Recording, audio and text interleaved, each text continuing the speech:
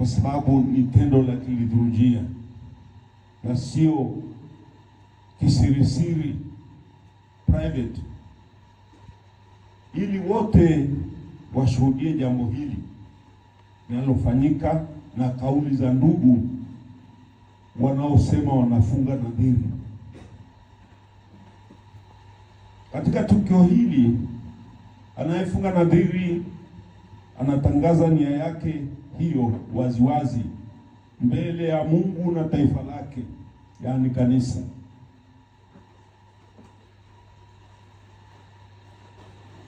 Awali ya yote huwa anatangaza rasmi nia hiyo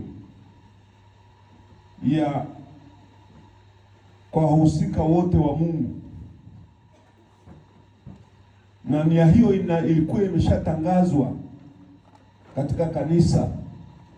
Kama kuna mtu mwenye kizuizi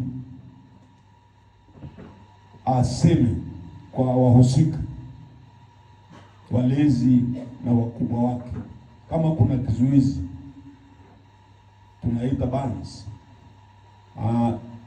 Katika sheria kanisa, tangazo hilo linachukua kama wiki 3 hivi mfululizo. Tangazo la kwanza, tangazo la pili, tangazo la tatu, kama ilivyo katika ndoa. Kwa hiyo ndugu hawa walishatangazwa kokote walikotoka kwamba wana nia hiyo ya kufunga nadhiri za maisha. Nasikitisha kwamba pengine ingefaa waumini ambao watashuhudia matukio hayo wajue maana ya nadhiri za maisha nini, wajue utawa ni nini. Lakini wengi wetu hatujui. Sasa tunapowatangazia bans, what do they mean? What impact does it have? Yaani hakuna kitu wanachoelewa. Ni kama ndoa. Hawa sio tofauti kidogo na ndoa, kwa sababu hawana mwenzi. Wanakuja wenyewe hapa.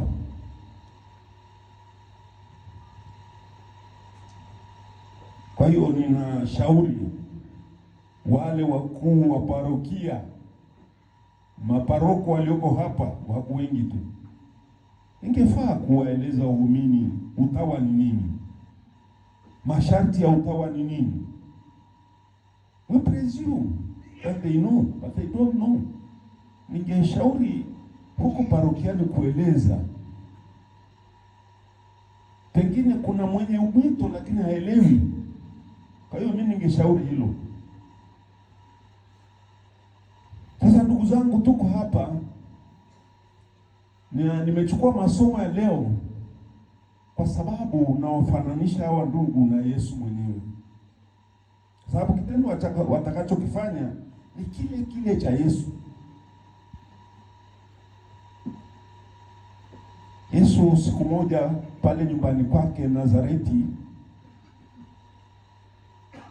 alikwenda kwenye sinagogi, na ulo sinagogi lilikuwa kama sehemu kama hii, lakini limejengwa kama kanisa. Na watu wote wamekaa kimya, na ndipo akapewa kitabu cha nabii Isaya na akawasomea. Yesu alikuwa kimya miaka hiyo yote, miaka 30 hakujulikana, hakueleza nia yake hiyo. Ilikuwa anayefahamu ni mama yake na wale waliokuwa wanamfuata kama majirani. Walimwona ni wa pekee, kuanzia Simeoni na Ana na wazazi labda wa Yohane Mbatizaji, Elizabeti na Zakaria kama walikuwa hai bado. Hao ndio walijua kidogo huyu mtu ni wa kipekee. Lakini watu wengine wa pale kijijini Nazareth hawakujua lolote kuhusu huyu aliyekuwa seremala, na baba yake ni Yosefu na mama yake ni Mariamu. hakuwa tofauti. Kama alikwenda madras ya kwenye sinagogi, alikwenda na vijana wenzake alipokuwa mdogo. Akiwa mzima, kijana wa makamu, alikuwa anafanya kazi na baba yake kwenye useremala na kazi nyingine zilizokuwepo. Kwa hiyo hakuwa tofauti. Lakini siku hiyo alipoingia kwenye sinagogi, akasimama, akapewa chuo cha nabii Isaya akisome, alibadilika. Mambo yalikuwa tofauti. Akachagua mahali hapo tuliposoma sura 61 kitabu cha Isaya, ndiyo akasema, Roho ya Bwana yu juu yangu. Washangaa. Na hayo yote aliyosema yaliwagonga. Anasema, kwa maana amenitia mafuta yeye ahubiri habari njema,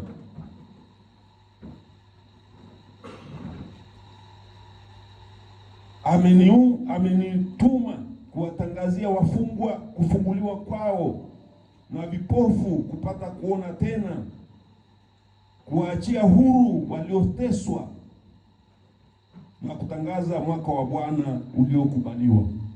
Maneno hayo yalikuwa yamegonga vichwani vya waliomsikiliza, wakikumbuka Isaya. Na tukumbuke, tangu Isaya aseme maneno hayo imepita miaka 600. Hakuna kitu walichoona. Kilichofuata baada ya Isaya ni mateso. Walipelekwa Babeli, na kutoka Babeli hawakupata nabii yeyote aliyegusia hayo, na hata kwa miaka 400 hawakupata nabii tena. Yote amekuwa kimya. Na ghafla Yesu anayakumbuka, anayaleta yale maneno kichwani mwao. Kwanza yalikuwa maneno matamu kwao, tunaambiwa yalikuwa maneno matamu kwao, yakawaliwaza, wakajisikia tofauti mbele ya huyu kijana wa miaka 30. Anasema ya maneno, na ninaonekana sauti na lugha aliyotumia na jinsi alivyoyasema haya maneno hayakuwa kwamba anamnukuu Isaya. Hapana, alikuwa anasema kwa nafsi yake mwenyewe, na walimwelewa hivyo. Wakashtuka tena, inakuwaje huyu anatuambia maneno haya mliyosikia hapa yametimia mbele yenu? Sasa huyu anataka kusema ndio Bwana ametujia sasa mbele yenu. Sasa hapo walichanganyikiwa kweli. Na Wayahudi hawachukui mambo juu tu, wachukua very serious, kwa sababu hili ni neno la Mungu na sio neno la kucheza. Wakamkazia macho wote. What are you talking about? Wewe unaweza kutimiza haya maneno hayo sasa hapa? Unaweza kuthibitisha haya yatatendeka? Na ndipo alipowaambia, ninajua inasemekana nabii hakubaliki nyumbani kwake. Ndio akamwambia, sasa kama ni hivyo, yale uliotenda huko Kapernaum nyumbani kwake. Alikuwa na nyumba 2 Yesu alikokuwa anakaa. Alikaa Nazareti akiwa kijana, lakini alipoanza utume alikaa Kapernaum kwa Petro, mtume Petro, nyumbani kwake. Kwa hiyo wakamwambia, tumesikia unafanya miujiza huko, kwa nini ufanyi hapa nyumbani na sisi? Basi tuone labda haya maneno ni ya kweli unayosema yanatimia. Yesu akawaambia maneno yaliyowachafua.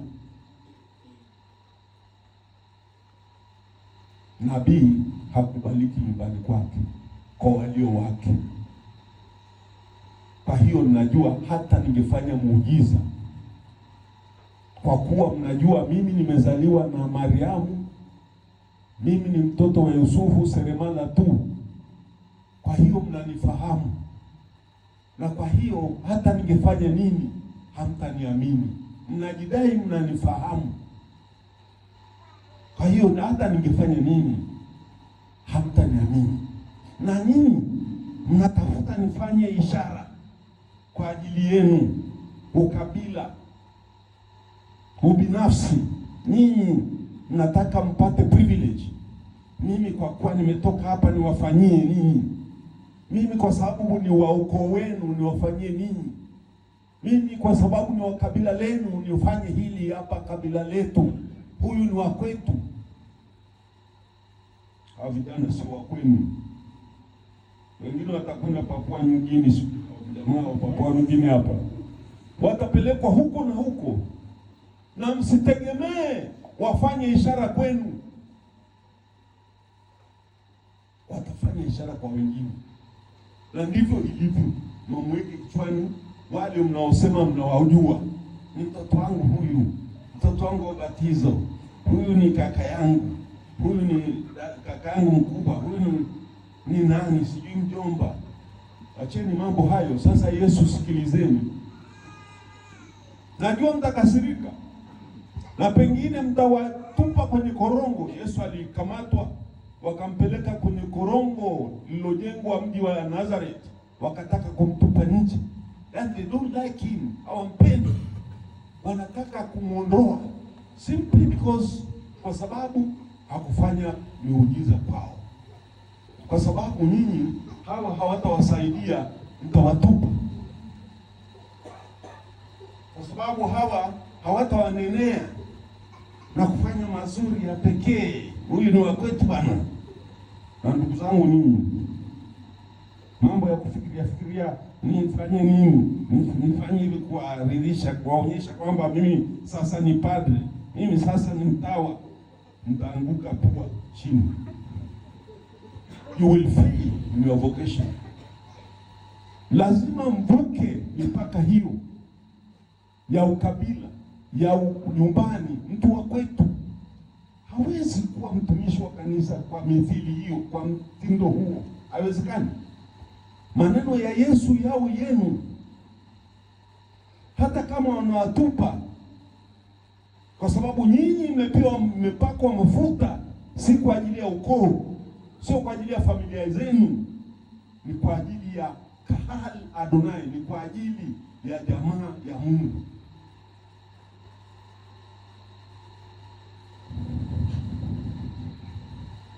Yesu anatoa maneno hayo yaliyotoka kwenye kitabu cha nabii Isaya aliyetabiri, yale ambayo ni sifa za Masia.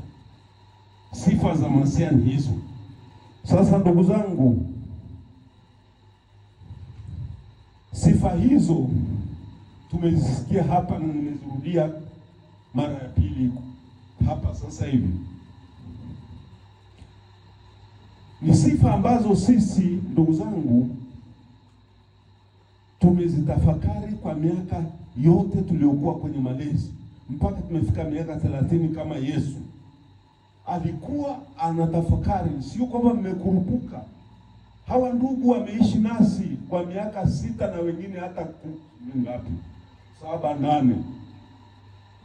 Kwa hiyo wanajua wanachotaka. Yesu alijitayarisha kwa kipindi kirefu. Ninyi mmejitayarisha kwa kipindi kirefu, na bado mtaendelea na matayarisho hayo mpaka mtakapofika Kalvari. Kwa hiyo kile mnachosema, huwezi kusema sikujua. Kile mnachosema mbele ya taifa la Mungu, hauwezi kusema I did not really, I did not avert what I was saying. Kwa kama sikuelewa. For 6 years you've been preparing yourself for this occasion. There's no excuse. Huwezi kusema kwamba hujui unachosema. Kwa hiyo hapa tunahakikisha kwamba wote mna akili timamu. Na mlezi kama kuna asiye na akili timamu, ambia kae pembeni. kwa sababu Mungu hataniwi. Kanisa halitanii Mungu, tapata matatizo makubwa sana. Na kwa hiyo tunaamini kwamba hapa unachotamka ndicho ulichonuia na unajua unachokitamka. Sasa ndugu zangu, ukiangalia haya ambayo Yesu aliyasema yanahusu watu wengine, not you. Look at it. Nenda mkasome Isaya hapa sura ya 61 na Luka sura ya 4:16 mpaka 30. Ukasome pale utaona hayazungumzii nini, yanazungumzia mtakayowafanyia wengine, taifa la Mungu. Sasa ndugu zangu, usiingie huku kutafuta wewe, kujitafuta wewe, maslahi yako binafsi. There's no such, hakuna nafasi hiyo, sio wito wako. You be missing the point. Kufunga nadhiri sio kwa ajili yako. Kuingia shirika la Ukapchini sio wewe upate mali, sio wewe upate nafasi ya kujitutumua na kujionyesha mabawa juu na mabega juu na kunua pua juu. It's not for you, it's for the others, your brothers and sisters, sio nyinyi. So usiingie huku kujitafuta mali, sifa, heshima, cheo, I don't know what. And I've been seeing, unaona, watu wanatafuta vitu hivyo. Ndivyo watu wanavitafuta ulimwengu huu. Sio hivyo Yesu anasema. Beware of those things. Uingie shirika ili wewe unufaike, ila wewe utumike kama yeye Yesu. Maana wote waliopakwa mafuta wanapakwa kama Yesu, na wanasukumwa na Roho huyo aliyemsukuma Yesu kusema maneno hayo mtakayosema. Sisi hatuishi kwa ajili ya nadhiri, hatuishi kwa ajili ya zile nadhiri. Nafasi ya nadhiri ni nini katika utume wenu, katika wito wenu? Nadhiri ni nini? Nadhiri hapa nimeandika nadhiri za utii, ufukara, usafi wa moyo, ni nidhamu ya wale waliotumwa kutumikia. Ni nidhamu, I repeat, ni nyenzo ya kukuwezesha kutoa huduma ulizotangazia taifa la Mungu hapa, kwamba utaenda kuwafungua vipofu, fungua macho ya vipofu, utawatoa waliosetwa magerezani, kwamba utawapa uhuru, utatangaza mwaka wa Bwana, maskini utawapa ahueni. Ndio matangazo na ndio mtakwenda kufanya, and not for yourselves. Kwa hiyo maneno ya Yesu yawe, kwa sababu alisema wawe wa kwanza wafanane na wa kwanza, maana mfanane na Yesu. Yesu hakujitumikia, hakuja kutumikia, bali kutumika na kutumikia. Hakuja kutumikiwa. Na sisi pia tusiweke nadhiri in order to get privileges, not to be rich, get money, business, to be promoted, and then you miss the point completely. You'll be off the point. Sisi tunaweka nadhiri zituwezeshe kujikita katika utumishi. Hizi nadhiri za ufukara, utii na usafi wa moyo ni nidhamu, ni nyenzo za kuwezesha sisi tujizamishe kwenye utumishi.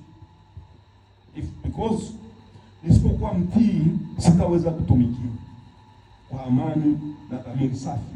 Kama mimi sitii mpango wa wakubwa mnaotupangia, basi nitakuwa najitumikia mimi, natafuta kile ninachokitaka mimi, and that's not what we are supposed to do. Yesu hakufanya anachotaka yeye, alifanya mapenzi ya Baba. So utii ni nyenzo nikimtii provinciali, nikimtii mkuu wa nyumba au jamaa, nikimtii paroko. It's not for me, it's for my people, for the people. Kujihimisha ni kujiwezesha kujitoa zaidi kwa taifa la Mungu. Ufukara, God doesn't need your poverty for what? He has everything. You think he needs you to be a poor fellow? For what? Mbona anawapa wengine utajiri?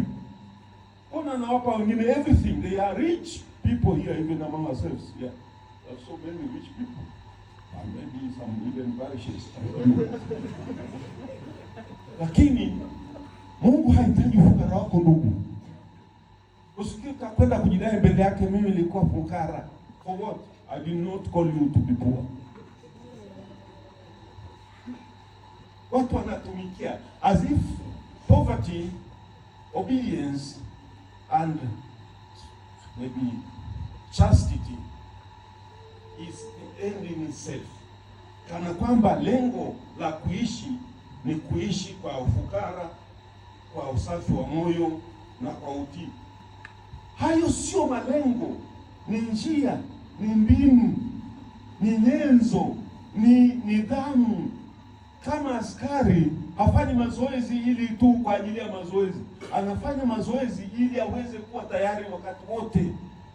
Aende vitani, aweze kukimbia. Hapa wengine mazoezi hamna kitu. Akikimbia hata 2 ameshaanguka huko kwisha. Kwa sababu hakuwa na mazoezi. Lakini sisi tukishika nidhamu hizi ambazo tutazitamka hapa, si kwa ajili yake, sio kwa ajili ishie hapo, ni kwa ajili ya kukuwezesha kutumikia na kutumika. Ujizamishe katika ile nia kuu ya kutumikia. Ndugu ambaye hana utii hawezi kutumikia, haiwezekani. Anajitumikia yeye. He does what he pleases him, what he likes. He has not given himself up to God. Ni huyo anajitumikia. Ndugu ambaye anatafuta mali usiku na mchana. Kuna ndugu ambao akiamka asubuhi, shambani, gereji, duka. Kitu gani mnakuwa nayo ndugu? Vitu hivi havitakufanya uwe mtumishi, haiwezekani. I tell you. Mtu unakuwa na nyumba ya kupangisha huko, unakuwa na vilabu, mtu unakuwa na mataksi huko na bodaboda na bajaji,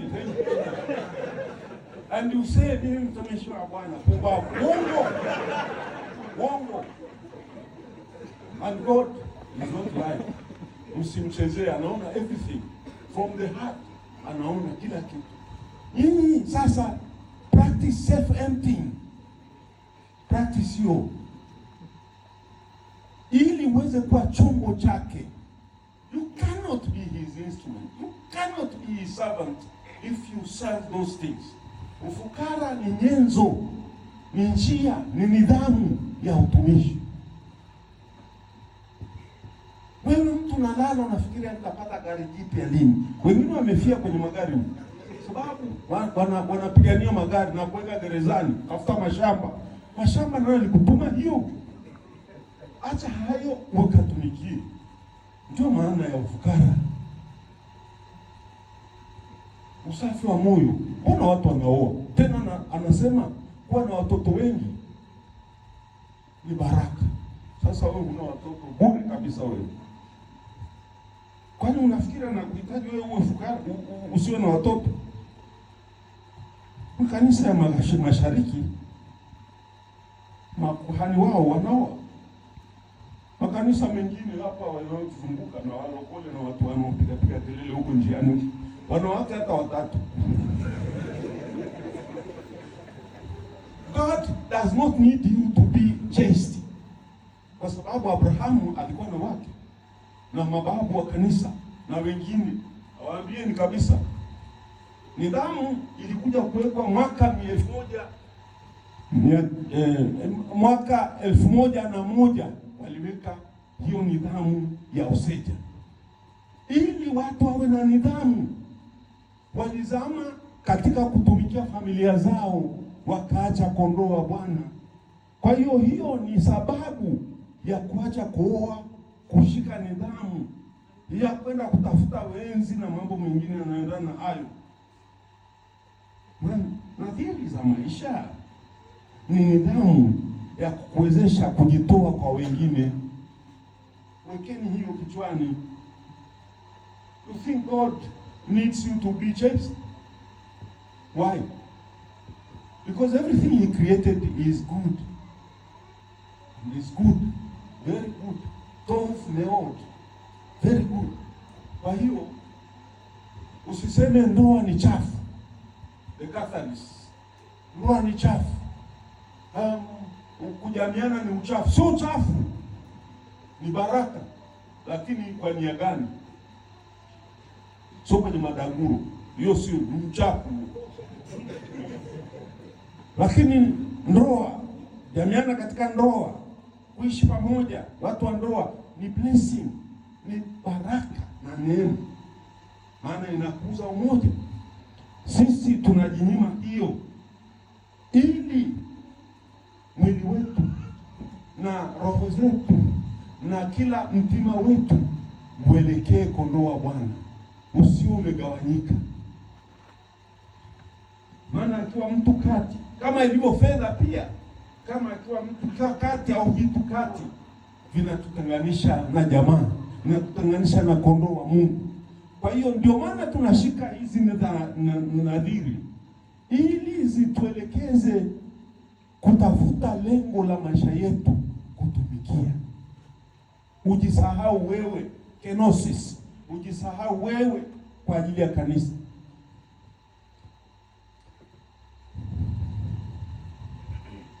Haya yote ndugu zangu, Mtakatifu Paulo ana sehemu tatu anazoeleza jinsi ya kufikia hapo. Paulo, tumesoma somo lile la pili kutoka kwa Warumi, akituambia kwamba sisi tumeteuliwa tangu kuzaliwa kwetu, hata kabla tujazaliwa tukapakwa mafuta. Hawa ndugu walikushateuliwa kabla hawakutambua. Tunajitambua katika mwenendo wetu na maisha yetu. Tulikuwa tunajadili maisha yetu pamoja, tukajiuliza ni lini nilitambua nina wito. Kweli watu wana historia tofauti kati ya wale niliokuwa nao, kati wanafunzi wangu wameeleza vitu, hata mimi nikasema Mungu wao, ndivyo Mungu anavyofanya kazi. Na wazazi wengine walizuia, mwishoni wakatambua, mtoto mbona ni tofauti, inakuwaje hawezi.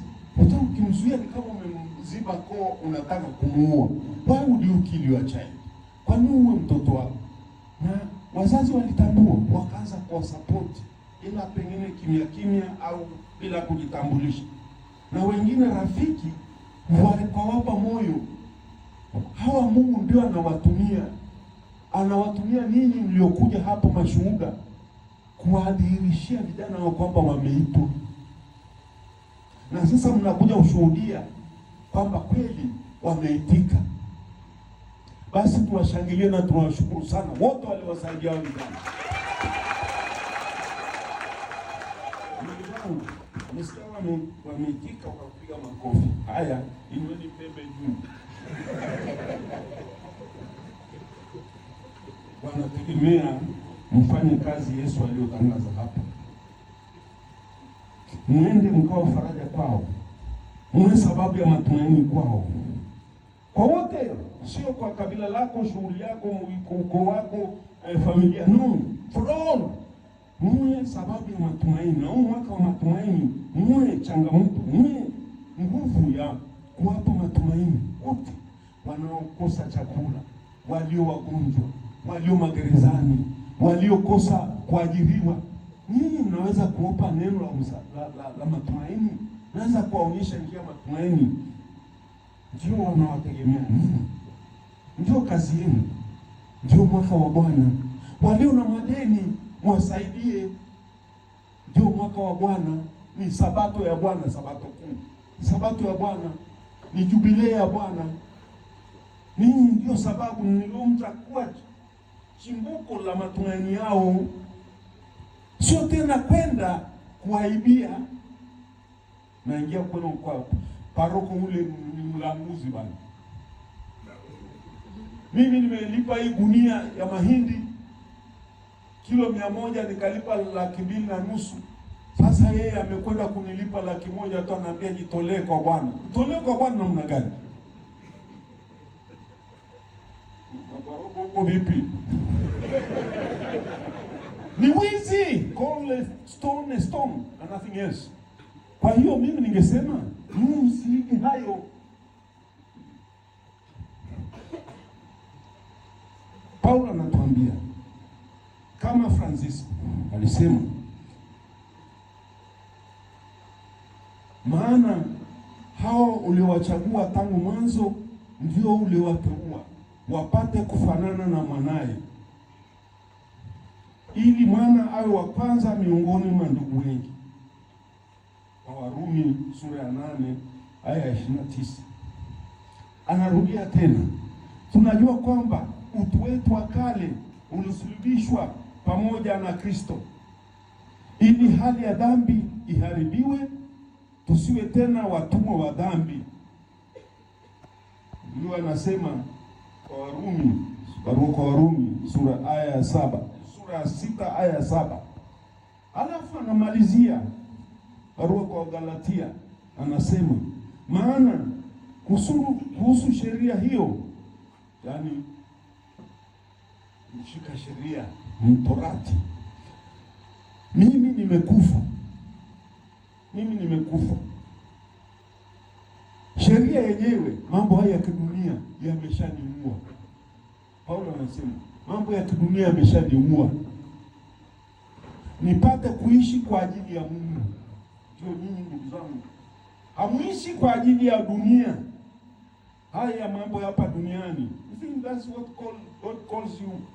No, he's calling for something else, the world above.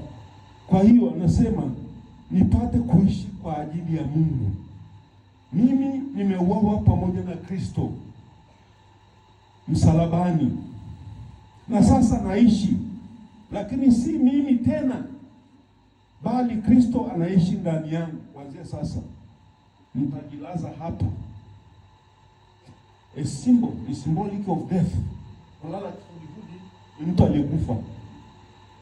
And all of us, na sisi wote hapa tutashuhudia na tutapiga magoti na pengine kusimama kwa sababu ya hali ya mazingira yetu. Tasimama, tutaimba litania ya watakatifu wote mbele yetu na lala muda mfupi, na tutaimba wote. Ni sisi ni wawakilishi wa kanisa zima duniani kote tunaiwaimbia. Ili litania ni kuwaomba, implore, not only to pray or ask, is to implore. Tunatumika kwa ni de manake kulilia Mungu na watakatifu wawaombee ili kile mnachokitaka kitendeke. Ndio mtalala hapa, mmefia ulimwengu. Ndio Paulo anazungumzia hii barua kwa Galatia sura ya 2 aya 19 mpaka 20. Tumeufia ulimwengu na mfe kweli. Kama tunaenda kuzika is alright. Maana tuna ardhi hapa kubwa sana. We don't care. Kama unakuja kufanya usanii hapa, kwenda zako. Lakini hatuwataki hayo. Tunajua mmedhamiria vyema toka mwanzo. Mtakapolala hapa, mmelala kwa deliberately, kwa makusudi yenu, kwa nia yenu njema, mkajilaza. Oh Lord, I'm ready for you. Bwana, niko tayari. Nalala. Na sisi tunasali sasa, kwa sababu tunawaamini na watakatifu wote wanaoangalia. Tunawaita watakatifu wa majina yetu binafsi pia, na watakatifu wote wa Mungu watakatifu wa Kisarafi wote, na wako wengi kweli, tunawaomba wawaombee hawa vijana waliojiweka wakfu kwa ajili ya utumishi wa kanisa, kwa ajili ya utumishi wa taifa la Mungu. Ndio sala ile. Na mkiamka, nyinyi ni watu waliofia dunia. Msiamke hapa. Mimi kuna wakati nilienda nyumbani, urithi sasa, ilikuwa matanga ya mdogo wangu. Sasa shamba hili na nini. Wakaniambia wewe utasimamia, nikamwambia mimi nimeshakufa zamani. Wakakati na wote. Niliwaambia, na nishawasema mara nyingi tu, mara nyingi kwenye msiniingize kwenye mambo ya urithi. I'm already dead. Niliwaambia mimi nishakufa. Bado usiseme hivyo. Nasema nataka useme hivi. Siku ile ulikuwa unaipiga magoti bana kwamba ulikuwa unaimba nini? Sio ulikuwa unaniambia nikuzike mwanangu, na kuzika sasa. Na mimi nikasema tu mimi na urongo kwa wingi mama.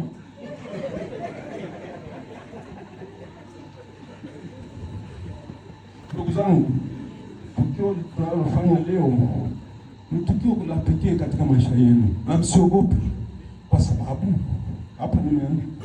Francisco alisema hicho ndicho ninachokitaka, hicho ndicho ninachokitaka, na nyinyi mnarudia maneno yake, hilo ndilo ninalolitaka, nife katika Kristo na niishi katika Kristo, na mwishowe nifufuke katika Kristo. Hiyo mnalolitaka. Na Francisco aliposikia maneno magumu na hata ya ufukara na nini, akasema hilo ndilo nilikuwa nalitafuta, hilo ndilo nalotaka.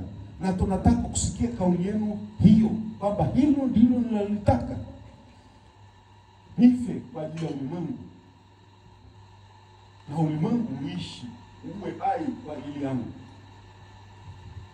Zamani Vatican II, pre-Vatican II period, kabla ya mtaguso wa Vatikani ya pili, watawa walipewa majina mapya. Hao wa misionari wangu nilioishi nao miaka mingi walikuwa na majina mengine, sio leo ubatizo. Kwa nini? Kwa sababu siku ya kufunga nadhiri ni ubatizo wa pili, kama ni ubatizo wa pili. Kuna ubatizo mwingine isipokuwa huu ni ubatizo wa aina nyingine. Kwa hiyo walipewa majina ya kitawa, na kuna mashirika ambayo yameng'ang'ania hayo, lakini sisi tumeacha hiyo tangu mwaka 69 baada ya kwanza kuapply mtaguso wa pili wa Vatikani. Sisi tumebaki majina yetu ya ubatizo, kwa sababu ubatizo ni sakramenti kubwa kuliko nadhiri, ndio haifutiki na ni ya kudumu. Kwa hiyo jina nilopewa ubatizo ni langu na alipaswa kubatishwa. Lakini wakati ule wazee waliona ukubwa na umuhimu wa wanaofunga nadhiri, wanaoingia utawani wanapewa majina mapya. Maana yake ni watu walioacha maisha ya kale wanaanza maisha mapya. Je, wewe unategemea kuendelea na maisha yale ya zamani? Mimi sijui. Kwa sababu kuna wengine bado wanafikiri mimi nishafunga nadhiri nitadai zaidi. Nitapata nitaenda kwa profesa nipe 500,000 sasa hivi kwa sababu nina haki.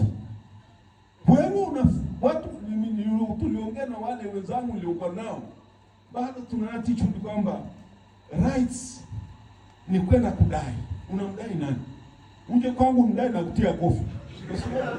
Wewe umeshiriki nini katika kunisaidia mimi? Mimi umenikuta, nimeshapata taabu zangu za kutosha. Na nilikuwa ndio ndivyo kwa participate. Unajua nimepata haki sasa. Unajua na attitude hizo. Anadai haki. Umetenda nini? Mimi naenda kutenda nini kwenye shirika? Ninaenda kusaidia nini? Ni kudai. Msiji na huku kwenye shirika letu mnakuja kudai hapa. Nafukuza. Mje mtusaidie. Mje kutoa mchango wenu. That's what you are looking for me. Sio kuja kudai. Kwa sababu mtu anafunga ndoa na familia yake ameshaunda, sasa wamekuamini na unaenda kufunga ndoa kwa heshima na makoti makubwa, suti haipana kuliko hata kiuno. Unaenda kanisani, alafu unafika kule, na mimi nimeshafanya kazi hiyo kwa ajili ya mdogo wangu wa mwisho. Nilikuwa kama baba, nimechukua nafasi ya baba baada ya kufariki, na nilitoa maneno ya busara kwake. Kwetu tuna mila fulani, tunawakalisha kwenye pango fulani, tunawaambia maneno ya kudumu ya kushika sheria na taratibu za ndoa. Tunamweleza pale kama wazee, na wazee 2 watatu walinisaidia. Nikasimama pale badala ya baba, nikawaambia maneno yale. Sasa alafu nisitegemei kesho yake anasema, sasa baba utanisaidia nini? Pumbavu, ulikubalije kuoa bila kujua kwamba wewe ndio unisaidie mimi? Wewe unafunga ndoa au unaenda nyumbani kwako, unaenda ngoja niende kwa mzee labda atanisaidia kitu kidogo. Saidia kitu kidogo namna gani? Wewe sasa ni baba wa nyumba, na nyinyi ndugu mnapoingia shirikani muingie kama watu wazima. Usije tena bado ni wadogo baba. Na tunahitaji supu. Supu gani? Pika utukaribishe wazee waliotumikia shirika hili zaidi ya miaka 50 60. Hata mnakuja kuwadai tena. Leta contribution yako. Kama unapangiwa huko, leta contribution to shirika ambalo limekuelimisha for 12 years, I don't know how many years. Halafu unasema tena bado umefunga nazi za maisha. Fikiria namna ya kusaidia shirika sasa.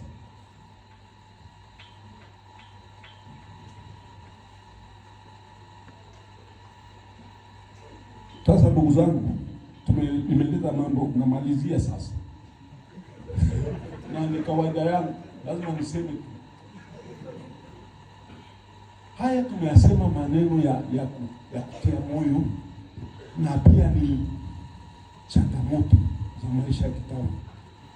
Nimesema ukiangalia sana unadhani kwamba sisi tuna nguvu ya kufanya hayo. Kwa kweli tukiangalia binafsi hatuna uwezo wowote. Ni matatizo makubwa. Afadhali hata nikimbie. Ngoja kisimama hapa kikimbia nitamshukuru sana. Kati yenu akisema hapa kama ni hivyo, hapa naenda zangu nisema hapa nimewini. Lakini naona mmekaa tu. Kwa nini? Kwa nini? Kwanza, nyinyi ni watu majasiri.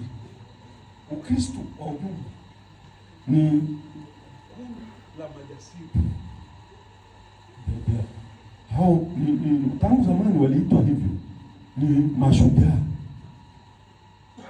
Nyinyi ni mashujaa. Kama Yesu mwenyewe alivyokuwa shujaa, akabeba msalaba mpaka Kalvario, akafa pale kwa aibu. Ni shujaa wa ajabu. Akijua ushindi utakaopatikana unatoka kwa Baba na utadhihirika tu. Ninyi mtashinda kwa sababu ni majasiri. Mko tayari kwenda na kufuata kile mlichochagua bila kutetereka, bila kuona mmekataliwa na ndugu zenu kwa sababu wanataka mwatendee miujiza ya kidunia hii, lakini mkasema hapana. Mko tu na mmeshapitia mengi hayo. Ninyi ni majasiri. Ndio maana mko hapo mmekaa tu. Lakini ujasiri huu unatoka wapi? Ujasiri huu unatoka hapa, Paulo anatueleza, unatoka kwa Kristo. Hatutaweza kutekeleza haya mliotangaza hapa au tuliotangaziwa hapa kama hatuambatani na Kristo. Mimi nasema wazi, kama tunaacha kusali, utapata wapi ujumbe wa Kristo kwa watu wake?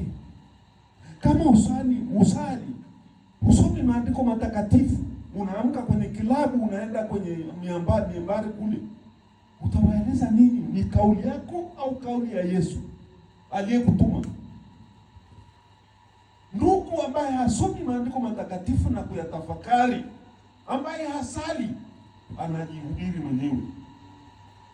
Sababu ujumbe wa Mungu, hana Roho Mtakatifu. Sasa kuanzia leo mshike roho ya sala,